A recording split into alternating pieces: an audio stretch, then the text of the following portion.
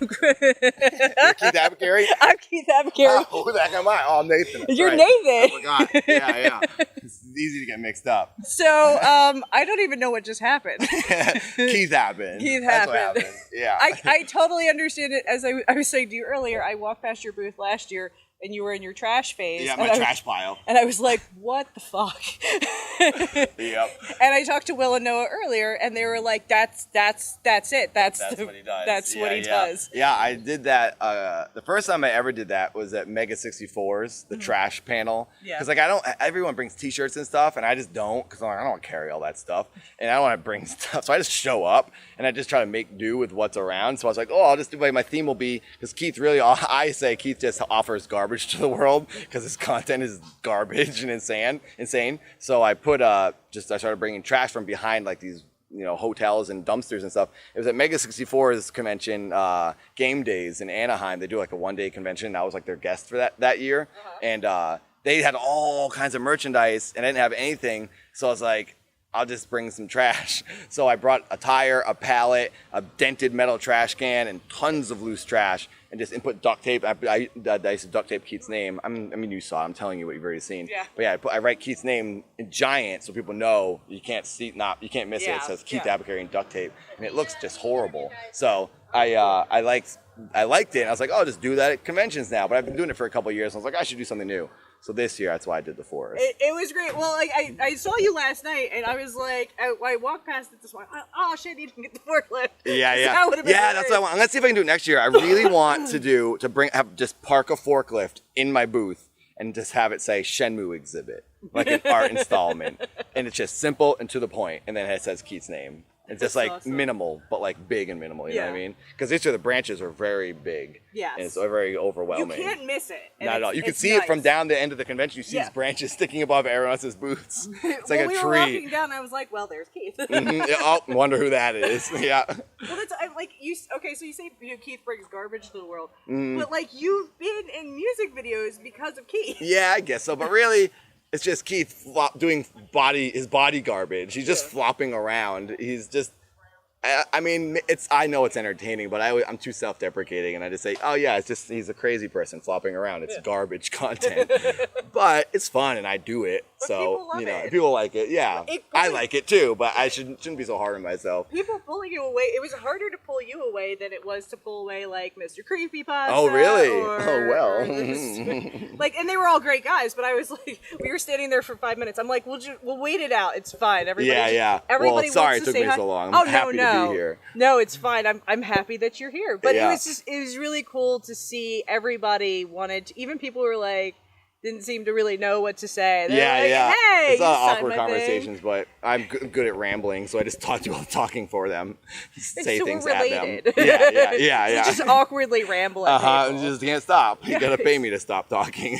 Exactly. That's how we do our charity. I guess it's a nervousness or something. It is. Or desperate. It's desperate to get attention. Yeah. Please look at me and pay attention to me. Like, I don't know what to say, so I'm just going to just vomit words. Yeah, what you're doing. Basically. Yeah.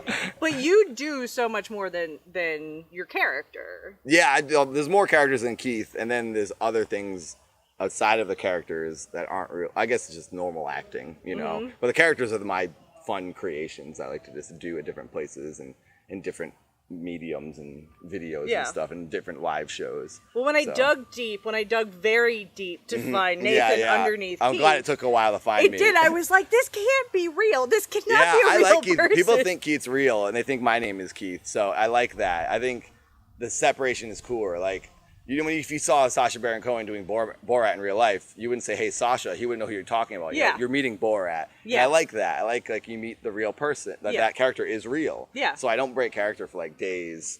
This is rare that I'm seeing like in Keith's clothes, not being Keith. And so. I thank you for it. No I thank you for doing that for me. It's been a long time now, so every year I can do it every once in a while. I can let go a little bit. But when I finally found Nathan under everything, you're a comedian, you're an actor, a singer. No, not singer. I mean, I do songs as a character. I can't sing or anything.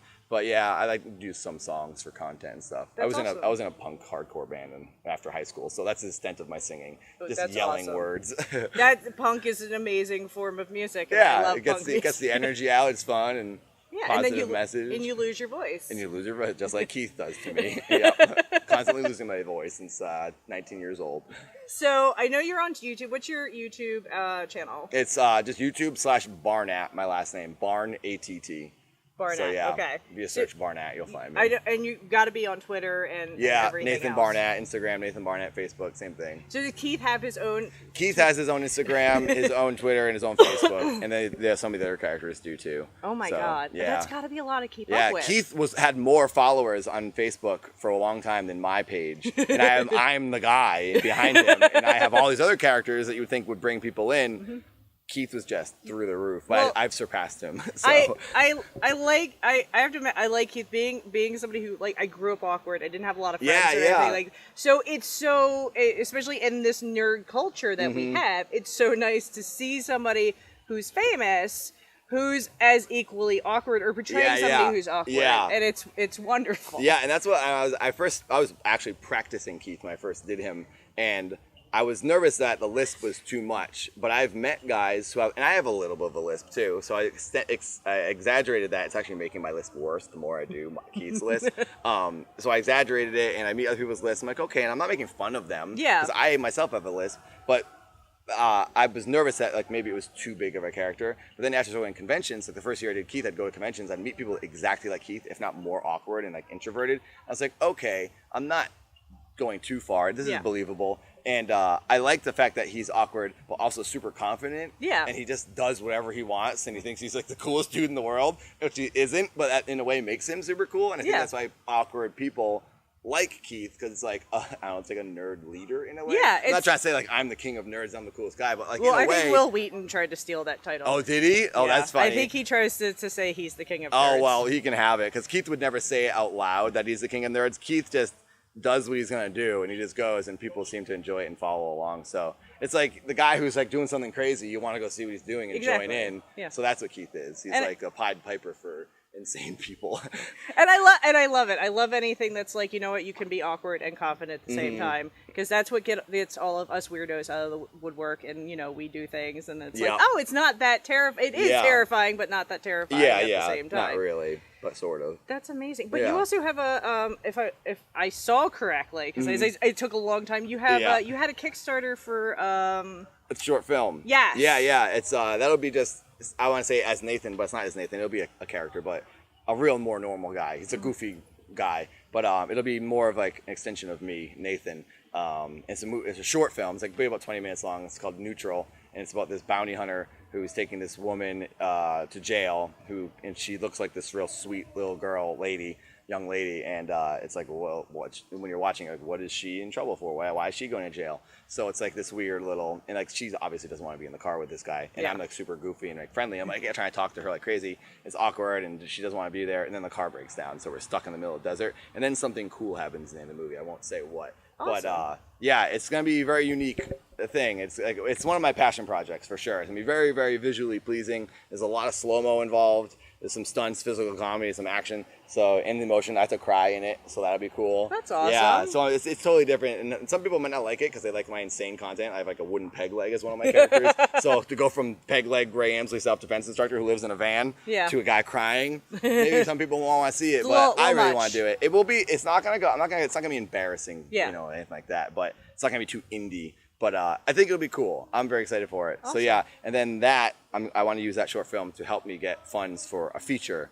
It's not the same story. It's a totally different story, but it takes place on a desert road, same place that this short takes place, and that's going to be a lot of money. So the Kickstarter, it was crazy. It went like through the roof. I doubled what I asked for. I got $22,000. Wow. We need 30 total. So I have a couple little 2 spots or places that might donate a couple more $1,000, and I'm going to use some of my own money. So I think we'll hit the 30 total. That's awesome. But it should look good. That's great. That's my long-winded story about. No, it's great. Film. We are interested in doing short films and stuff like Nice. that ourselves. Yeah. To a minor extent. I like horror comedies. Oh, that's cool. Yeah, nice. Because I'm just awkward and weird like that. Yeah, well, a lot of people like them as well, so you'll have an audience for sure. Yeah. So, but Keith had to have come out of some kind of gaming love at some point. Yeah, I love video games, and I had all this stuff. I moved to California, and it was a couple years later when I started doing Keith. It was like 3 years after I moved out there. And I got a Sega CD, a Virtual Boy, And I was thinking, these are like props. I should use these in a video because I was shooting other videos. So I came up with Keith to take advantage of all this stuff I had.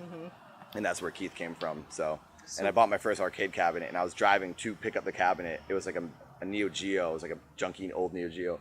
And I was practicing his voice as I was driving there, like thinking about this video I was going to shoot, and I'm going to get this prop. So that was the first episode of Talking Classics. That's awesome. So what was Nathan's first video game? My first video game was, first remember was that we got Atari 2600 when the NES came out. My parents couldn't afford an NES. My cousin had it, so they got us a Atari, and Joust was the first thing I remember playing. Oh, wow, wow. I love Joust now because of that. It's a great game. So fun. I love it. Yeah, it's great. So that was like the first game. I'm pretty sure that's that game I ever played. Well, thank you so much for talking to us today. No problem. Today. Thanks for having me. Wonderful. And make sure you find Keith and Nathan on the internet. Yep. I'm there. Thanks so much for watching. If you were entertained by that video, make sure you hit the like button and subscribe for more wacky, zany content here at Real Women of Gaming. And, here are 2 randomly selected videos that YouTube thinks you enjoy. There's this special awesome one over here on the left, and there's this crazy wonderful one over here on the right. So you just click